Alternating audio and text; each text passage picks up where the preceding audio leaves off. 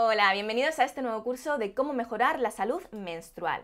¿Qué es lo que vamos a ver a lo largo de las próximas clases? Bueno, pues vamos a ver qué se considera un ciclo menstrual saludable y qué factores influyen sobre la salud menstrual. También veremos cómo mejorar esta salud menstrual a través de la alimentación, del ejercicio, del descanso, de la gestión del estrés, hablaremos un poco de suplementos y finalmente dedicaremos las últimas clases a hacer un repaso de los problemas menstruales más frecuentes y de cómo mejorarlos gracias a la alimentación y al estilo de vida. Bueno, dicho esto, vamos a empezar ya con la primera clase en la que vamos a hablar de salud menstrual. Y en realidad lo que vamos a hacer es un repaso rápido de los conceptos básicos más importantes sobre el ciclo menstrual y sobre la salud menstrual que ya vimos con todo detalle en el anterior curso de ciclo menstrual saludable y que si no lo habéis visto todavía os aconsejo que le echéis un vistazo antes de meteros con este curso porque es importante para poder entender bien todo lo que vamos a ver a lo largo de las próximas clases. Bueno, si os acordáis, en el curso anterior ya hablamos de que el ciclo menstrual tenía dos fases, una fase folicular y una fase lútea, y dos momentos de transición entre fases. El momento clave que se produce a mitad del ciclo es la ovulación y luego también la menstruación, que es el momento 1 del ciclo, es decir, consideraríamos el primer día de la regla como el día 1 del ciclo menstrual. La menstrual se encuentra dentro de la fase folicular. También vimos lo que ocurría en nuestro ovario y que además era lo que da nombre a las fases del ciclo, ¿no? En la fase folicular se producía una estimulación de los folículos ováricos, que son esos saquitos que llevan dentro el óvulo, bueno, el ovocito, que es el óvulo inmaduro. Después de esta estimulación de los folículos, al final de la fase folicular, se selecciona uno, que es el que madura y que es el que finalmente libera el óvulo en la ovulación. Y después de la ovulación, ese folículo se transforma en el cuerpo lúteo, ¿vale? Lo estáis viendo aquí, que es el encargado de producir la progesterona. Si no se ha producido fecundación, al final de la fase lútea se produce la caída de las hormonas y de nuevo el ciclo vuelve a empezar apareciendo la regla, ¿vale? Marcando el inicio de un nuevo ciclo. También vimos, dedicamos una clase entera a hablar de las hormonas del ciclo menstrual. Aquí, a modo muy resumido, ¿no? Repasamos que tenemos por un lado las hormonas que se producen en el cerebro. En concreto, vimos que la FSH y la LH son hormonas que se producen en la hipófisis gracias a la señal que envía el hipotálamo. Como digo, ahora no voy a entrar en detalles porque ya lo vimos en el curso anterior, ¿vale? Esta FSH lo que hacía a nivel del ovario era estimular esos folículos, ¿vale? De ahí el nombre de la hormona FSH, que es la hormona estimulante de folículos, y luego la LH, que es la que produce el pico en la ovulación y es el que da la señal para que se produzca la ovulación, como si dijéramos, ¿vale? Además, estas hormonas también estimulan la producción de estrógenos, es decir, le dan la señal al ovario para que vaya produciendo estrógenos. Y como vais viendo aquí, los estrógenos que se producen en el ovario van aumentando progresivamente a lo largo de la primera fase del ciclo, a lo largo de la fase folicular. Hacen aquí un pico en torno a la ovulación, después caen y luego vuelven a aumentar un poco a lo largo de la fase lútea. Y la progesterona, que ya hemos dicho que la producía el cuerpo lúteo y que es la que caracteriza sobre todo la fase lútea, ¿vale? Como veis, en la fase folicular no hay progesterona, sino que se produce a lo largo de la fase lútea. Y ya vimos también, le dedicamos unas cuantas clases a ver cómo estas fluctuaciones hormonales influían en diferentes aspectos de nuestro cuerpo. Vimos todos los cambios que experimentaba nuestro cuerpo influidos por estas fluctuaciones hormonales y aprendimos a entender y a leer lo que ocurría en nuestro cuerpo a lo largo del ciclo menstrual. Bueno, no entro en más detalle, os aconsejo que le echéis un vistazo para entender todo esto mucho mejor. También vimos que era un ciclo menstrual saludable. Esto en concreto lo vimos en la clase 10 del curso anterior.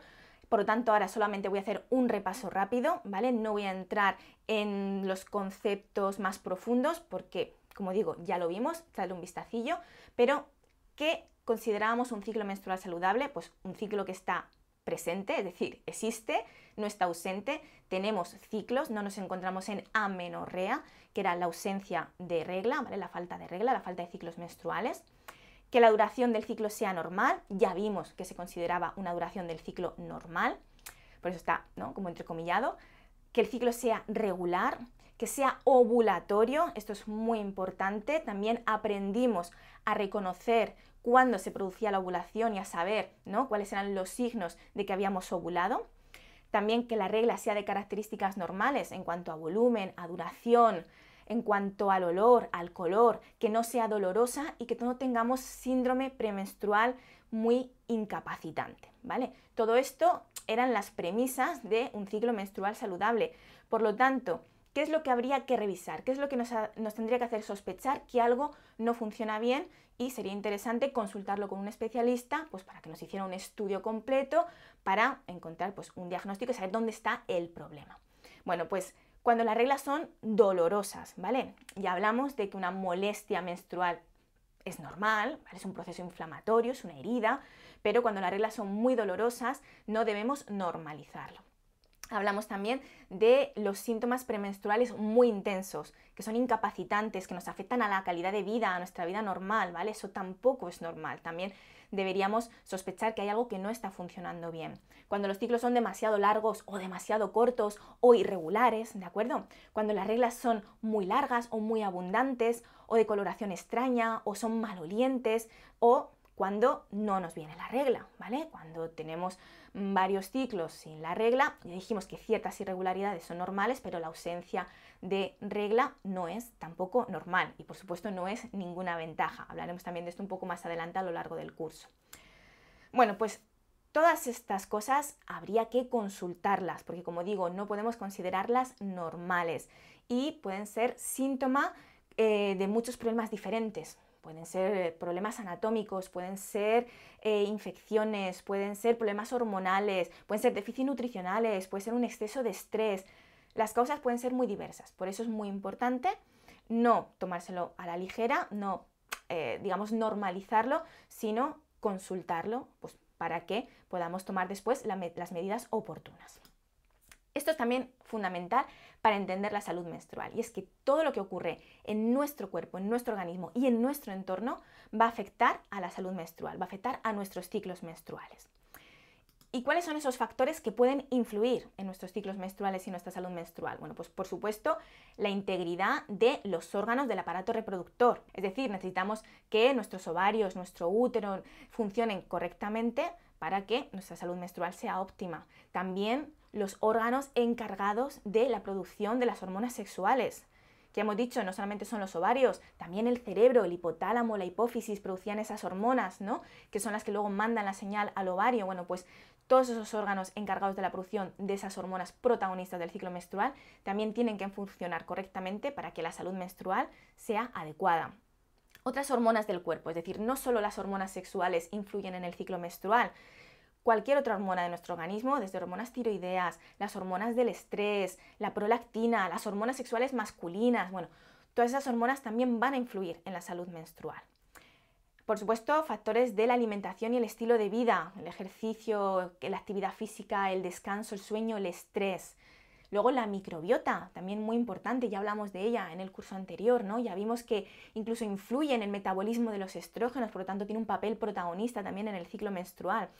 Y la genética, ¿vale? La genética y el último factor, por supuesto, tiene un papel importante la predisposición genética que tengamos a ciertos problemas menstruales o a ciertas características del ciclo menstrual, importa, pero la genética no nos está contando la película entera, ¿no? Por eso siempre la dejamos para el final, porque por supuesto que es un factor importante, pero no es determinante. De hecho, una determinada predisposición genética puede manifestarse o no en función del resto de factores, porque como hemos visto, son muchos los factores que influyen. Ahora, ¿en qué nos vamos a centrar en las próximas clases del curso? Pues nos vamos a centrar en los factores que podemos modificar de manera directa, en todo aquello que está en nuestras manos cambiar para mejorar la salud menstrual. Vamos a hablar de la alimentación, de la actividad y el ejercicio, del descanso y el sueño, de la gestión del estrés y no solo vamos a ver cómo modificar estos factores para mejorar la salud menstrual, sino también cómo adaptar la alimentación, el ejercicio, el descanso a las diferentes fases del ciclo menstrual para optimizar nuestro bienestar y nuestra salud general. Y luego finalmente, en las últimas clases del curso, vamos a ver problemas menstruales que son muy frecuentes y sobre todo no los he elegido porque sean frecuentes solamente, sino porque son problemas menstruales en los cuales la alimentación y el estilo de vida juega un papel muy importante en su desarrollo, en su pronóstico, en su tratamiento, ¿vale? Es decir, vamos a hablar de problemas como el dolor menstrual, ¿no? Es la dismenorrea primaria, aunque tenga un nombre muy raro, pero bueno, estamos hablando de dolor menstrual. Hablaremos del síndrome premenstrual, del exceso de estrógenos, ¿no? Y cómo influye también, por ejemplo, en reglas muy abundantes, en sangrados excesivos.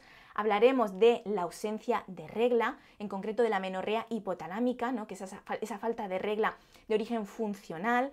Y luego, finalmente, dedicaremos también una clase al síndrome de ovario poliquístico. Lo que vamos a ver son pinceladas de estos problemas, porque cada uno de ellos daría para un curso entero, pero me parece muy interesante que sepamos entenderlos, porque son muy frecuentes, y que después veamos en cada uno de ellos qué aspectos de la alimentación y el estilo de vida podemos modificar para mejorarlos. Bueno, pues esto es todo lo que quería contaros en esta primera clase. Como habéis visto, han sido pinceladas, ha sido un repaso rápido de los conceptos más importantes que ya vimos con todo detalle en el anterior curso y que os aconsejo que lo veáis si no lo habéis visto aún, porque es muy importante para poder entender en profundidad muchas de las cosas que vamos a ver a lo largo de las próximas clases. Y si queréis seguir aprendiendo cómo mejorar vuestra salud menstrual y cómo adaptar vuestra vida a las diferentes fases del ciclo menstrual, os espero en la próxima clase.